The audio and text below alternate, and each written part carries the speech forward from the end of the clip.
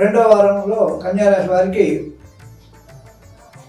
సజ్జన సాంగత్యము, విహారయాత్రలకు వెళ్ళడము, బంధుమిత్ర సమాగమము, విద్యార్థులకు మంచి అవకాశం ఉంది.